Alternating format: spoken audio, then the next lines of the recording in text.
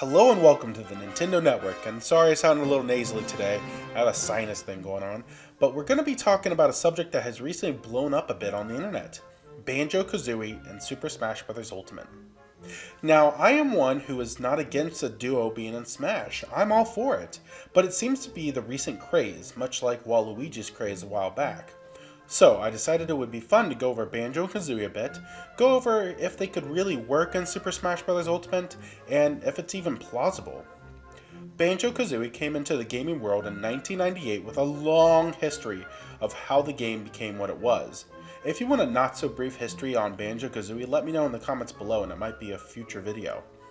But the game came out in the boom of the 3D platformers and instantly stood out and placed itself along the lines of Super Mario 64. Made by Rare, the team behind the Donkey Kong Country series, Perfect Dark, GoldenEye, and many more, the game was a hit from day one. Banjo-Kazooie was suddenly everywhere and mentioned as amongst one of gaming's great mascots. So soon after, we got the sequel Banjo-Tooie, scaling up everything from the original and promising a Banjo 3 at the end. Then, nothing. See, the early 2000s saw Rare purchased by Microsoft. Banjo was not a Nintendo character, so he went to Microsoft.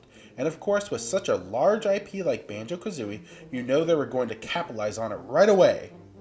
So, 8 years after Tooie, Banjo-Kazooie Nuts and Bolts was released.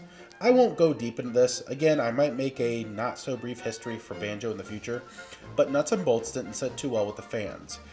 They were expecting a full 3D platformer that they had been waiting for 8 years to get their hands on. And what they got was a vehicle builder with light platforming elements. The game is not as bad as people say it is, but the gameplay doesn't have much of the Banjo spirit though. So then, wait, that's pretty much it for the history of Banjo, honestly. Yes, there was a GBA game that is hardly worth mentioning.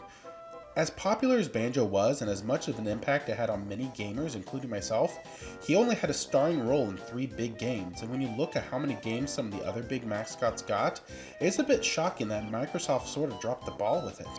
But let's take a look at how he would play in Smash Brothers. And unlike some characters where Sakurai and his team would have to take some liberties to get a fighter out of him, like Captain Falcon, Banjo-Kazooie have a plethora of moves that would be perfect. From a simple B move being the backpack swipe or Banjo's lane punch you never used, his side special could be the beak barrage which would thrust you forward with Kazooie's beak, or even firing eggs. The down special could be the beak bomb thrusting you down and piercing through your enemies. And of course the up special and recovery would be the flight pad.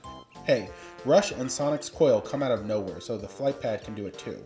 And it would cause the Baron Bird to start to fly for a short time for a good recovery. And of course, for his final smash, just summon the Jinjo from the first game to swoop in and destroy your opponent. So far, Banjo checks off most of the boxes of what makes a good candidate for Smash. But can he be in Smash? As mentioned before, he and everything from his world is owned by Rare, who is owned by Microsoft. So it might seem like a no to begin with. But Smash has an array of characters from different companies. Sonic and Bayonetta from Sega, Simon, Richter, and Snake from Konami, even Cloud from Square. So that argument is honestly out. And Phil Spector, the current Executive Vice President of Gaming from Microsoft, stated in March of 2018, after Smash was officially announced for Switch, that he's still willing to put Banjo in Smash and work with Nintendo. So that door is open. It is even Banjo-Kazooie's 20th anniversary since the first game. What better way to celebrate that with his inclusion in Smash? Yes, what better way for Microsoft? Look, I'm not going to pretend I understand what all goes into getting permission to use a third-party character in Smash. Whether it be contracts, money needs to be spent, harsh dictation of how the character is represented or looks. But it can't be as simple as calling them and asking, and they say okay, and that's the end of it. But I do see why Spectre would be okay with Banjo and Smash. It would not only give Banjo new light and recognition without Microsoft putting up the bill for a new game, but to gauge the internet and gamers' interest in him as a whole, to see if it is worth producing a new Banjo game. Free advertisement for a character that can't really star in his own game on a Nintendo system, so of course he would say yes. It actually comes down to Nintendo. Yes, Microsoft and Nintendo have had a great relationship as of late, but this is a different situation, and if I can see how Microsoft wins in this exchange, I'm sure Nintendo does too. It's kinda hard to say. If you look at Cloud, it is sort of the same situation. Yes, the Final Fantasy VII Remake could make it to Switch, if it actually ever gets made, but in a general sense, Cloud is not going to be coming to a Nintendo game, really. Smash is a celebration of not only Nintendo games, but video games in general at this point. And what a celebration Ultimate will be. And part of that celebration should include Banjo and Kazooie. Even though they were only around for a short while on the Nintendo systems, they left a huge impact. Their games are looked at to this very day as some of the best 3D platforming out there. Games and characters who impacted our lives and imagination. And those reasons alone really means Banjo deserves a spot in Super Smash Bros. Ultimate. Let's hope the Bear and Bird duo make it in so we can hear their victory tune and celebrate an important part of gaming and one of the most important celebrations in gaming. Thank you for joining us here at the Nintendo Network. What are your thoughts on Banjo-Kazooie coming to Super Smash Bros. Ultimate? Do you think he can make it in, or would you prefer another character? Let me know in the comments below.